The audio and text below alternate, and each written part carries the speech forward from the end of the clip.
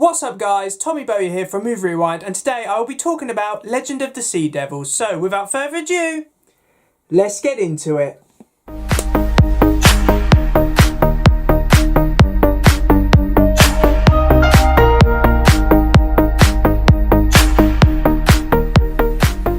So Legend of the Sea Devils is the second of 3 Doctor Who specials airing in 2022, and they also coincide with the departure of Jodie Whittaker from the role of the 13th Doctor, as well as Chris Chibnall as the showrunner. And I have to say, I was pretty optimistic about these specials from the off. I thought, you know what, the 13th Doctor's era has not been great. There's been a lot of problems with the writing, which of course Chris Chibnall is the primary culprit of. So I thought, you know what, maybe with a limited number of specials, they could put 100% of their efforts into these specials, so at least the 13th Doctor bows out in a memorable way. And Eve of the Daleks did actually make me have hopes for these specials. While Eve of the Daleks was not perfect, it was a fun, entertaining, more light-hearted New Year's Day episode, so I did enjoy Eve of the Daleks. So going into Legend of the Sea Devils, I was excited. But having watched it and then re-watched it again in preparation for this video, I can say it is one of the most disappointing episodes of Doctor Who I have ever seen. In my opinion, it is the epitome of Chibnall era Who. So firstly, the music in this episode is way too loud. Now, at certain scenes, I could not actually understand what the characters were saying because the background music is so loud, and you know, it's not Murray Gold music, so it doesn't really generate massive emotion like his scores used to. So this music just comes across as deafening. I can't really follow the plot if I can't hear what the characters are saying, so that's something that was striking from the off, which I really didn't enjoy. And speaking of what the characters are saying, well, to be honest, they're not saying that much because they're all underdeveloped as hell. I mean, I suppose the main character in this, or at least the one that the BBC were kind of putting at the front, is this pirate queen whose sons have been taken hostage, so she needs to find hidden treasure in order to pay off those who are keeping her sons hostage. Sounds like a really good character, but she doesn't get enough screen time. Now, I actually like the actor. She used to portray a main character in Casualty and she was really good. So I thought, you know what, with a good actor in the role, this role could be quite memorable. No, it weren't. This character is boring. It doesn't get hardly any screen time whatsoever.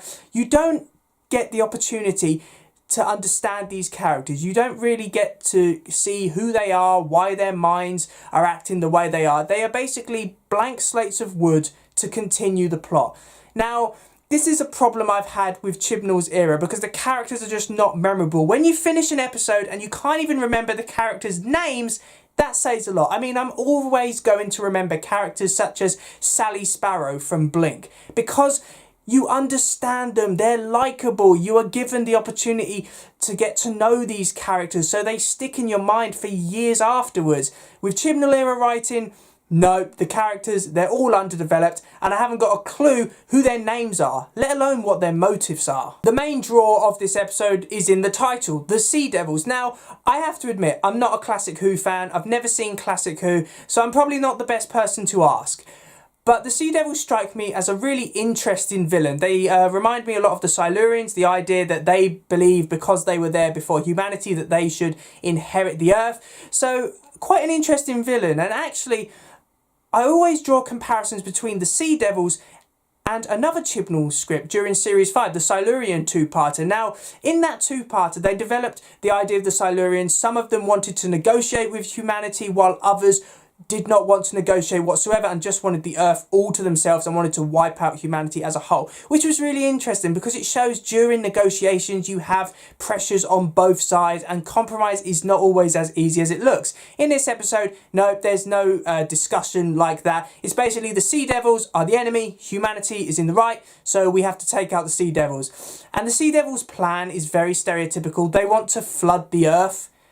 Wow, I didn't see that coming. I mean, it's one of the most boring and stereotypical plans I have ever seen. And to be honest, how the Sea Devils are defeated is shit. I mean, they're defeated in a sword fight, which has some of the worst choreography and editing I have ever seen. Now, the choreography, obviously the main actors, including Jodie Whittaker as the 13th Doctor, are not cut out for fight scenes because they struggle. The camera work is all over the place, and the way it's edited just makes the fight feel disjointed. The best I can describe it is basically Doctor Who trying to be Pirates of the Caribbean and failing miserably. I mean, the Sea Devils, you know, they're built up as this formidable opponent. I mean, it's been 40 years since we last saw the Sea Devils, and the Doctor knows just how dangerous they are, and they're defeated in a sword fight with a bunch of humans from the 19th century. Yeah, they kind of lose their formidable nature when you look at it like that, let's be honest. Now, let's face it, the main thing about this episode, the thing that all the media is talking about after it aired, is because the episode acknowledges Phasmin, the 13th Doctor, and her companion Yaz's relationship. Now, of course, this is something which Doctor Who fans have wanted to know about for a long time, because it's been obvious that there has been a growing chemistry between the Doctor and Yaz. Apparently. I mean, let's face it, this was a concept created by fans who thought, you know what, it'd be a great idea if the Doctor was in a lesbian relationship, and to be honest, it is shit. The Doctor and Yaz have as much chemistry as me and a wooden door would have, and you know what, I'm going to be honest, I grew up with the Doctor and Rose, so I understand that kind of cheesy relationship, but the difference is Tennant and Piper had genuine chemistry on screen, so you could understand why the Doctor and Rose kind of had that will they, won't they relationship, and they teased it throughout Series 2. So by the Series 2 finale, you kind of were invested in it, and you were devastated that the Doctor never got a chance to tell Rose that he loved her at that time. Now, this has just come out of the blue. I mean, in Series 12, there was no hint that the Doctor and Yaz would become an item. This has only happened from Series 13 onwards. And to be honest, I think it's done a really bad job on Yaz. I mean, Yaz started off in 2018 as an independent, strong police officer. By 2022, she is literally a Doctor Who fangirl. So that isn't character development, that's character regression. And I don't like this relationship. Now, I'm not a massive fan of the Doctor being in romantic relationships, but this one really has struck a chord in a negative way for me. It reminds me a lot of the Doctor and Martha Jones's relationship during early Series 3, where Martha just fancies the Doctor and the Doctor doesn't acknowledge it. The difference being that Martha grows as a character during Series 3, and by Series 4, she is a strong, independent character who no longer needs the Doctor in order to function.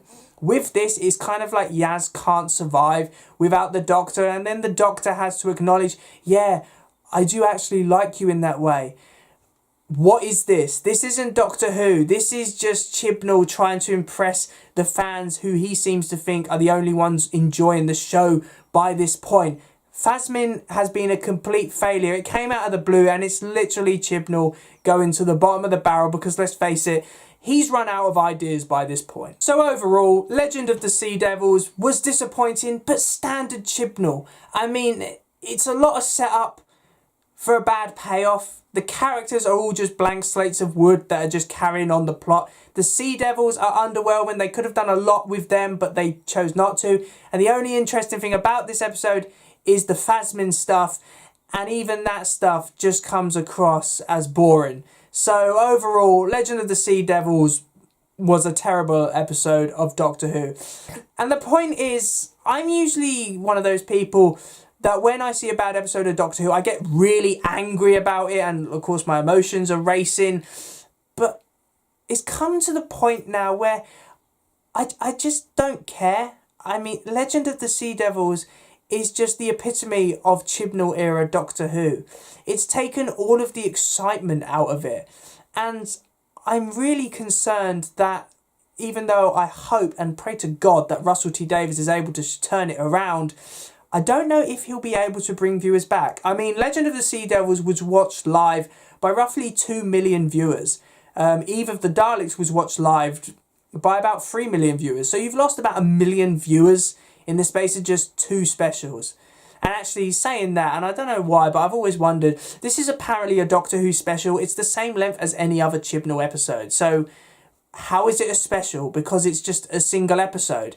You could have put this episode in any series and it wouldn't have made any difference whatsoever. Legend of the Sea Devils was shit, And you know what? I know what they're teasing for the 13th Doctor's final episode. They're bringing back classic companions. As I've said, I'm not a classic Who fan, so I can't comment. But this really does strike me as Chibnall just trying to get viewers back to watching the show. Because let's face it, he knows that he's pissed them off. This is why he's leaving.